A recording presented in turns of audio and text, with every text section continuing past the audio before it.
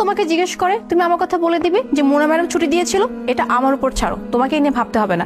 তুমি এখন তাড়াতাড়ি তোমার ওয়াইফকে নিয়ে যাও আর ভালো কোনো হসপিটালে ভর্তি করো। আর হ্যাঁ, ওর দেখাশোনা কিন্তু ভালো মতো করবে, কেমন?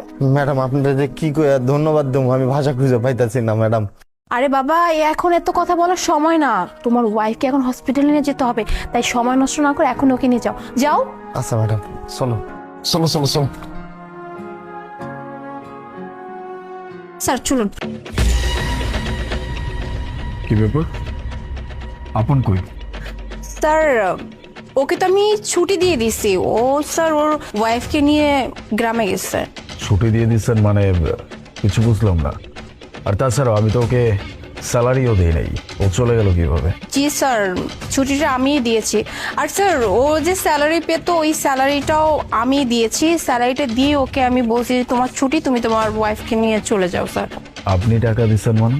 স্যার বেতনটা আমি দিয়েছি বিষয়টা ঠিক এমনটাও না, আসলে আমরা অফিসের সবাই মিলে বেতনটা দিয়েছি। মানে আমার আসলে ওর জন্য খুব খারাপ লাগছিল, কারণ স্যার ও 2 বছর যাবত ধরে আমাদের এখানে জব করতেছে, ও কখনো কিন্তু ছুটি নেয় নাই বা কাজে কোনো দিন কোনো খামখেয়ালি করে নাই, আমাদের সম্পূর্ণ টেক কেয়ার করছে। কিন্তু স্যার ওর এই সময় যদি ওর পাশে কেউ না দাঁড়ায়, স্যার ওর ওয়াইফের 9 মাস চলতেছে, আর এই সময়টা একটা মেয়ের কেমন যায় সেটা স্যার আমি একটা মেয়ে হয়ে বুঝি।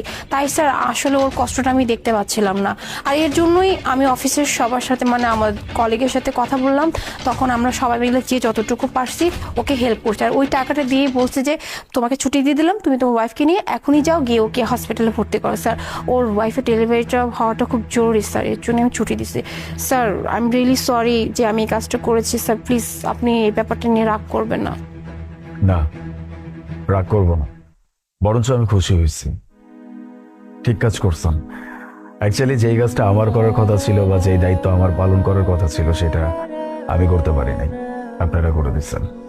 আসলেই তো সেও তো আমার কোম্পানির একজন স্টাফ, তার কোথায় অসুবিধা হচ্ছে, কোথায় তার সুবিধা, এসব কিছু যদি একজন বস হিসেবে আমি না দেখি তাহলে কিভাবে হবে? আর বাকি রইল রুলস রেগুলেশনের কথা। এই রুলস রেগুলেশন আমাদের মতো কিছু মানুষজনই বানায়। আর রুলস রেগুলেশন আছে বলেই যে একটা মানুষের বিপদ আমি দেখবো না, তার অসুবিধা আমি দেখবো না, এটা তো হইতে পারে না। আমি ভুল ছিলাম এতদিন। আপনারা আপনাদের এই কাজটা করে আমাকে আমার ভুলটা ভেঙে দিচ্ছেন, আমার চোখে আঙ্গুল দিয়ে দেখাইছেন আসলে কোনটা উচিত আর কোনটা অনুচিত। Thank you very much. না স্যার এভাবে বলবেন না স্যার, সবাই যে সবকিছু বুঝবে এমনটাও না। আর স্যার আপনি তো আপনার জায়গায় রাইট ছিলেন। যাই হোক স্যার, এটা নিয়ে এখন ভাবার কোনো দরকার নেই স্যার, আমাদের মিটিংটা করতে হবে, দেরি হয়ে যাচ্ছে, চলেন স্যার। চলুন।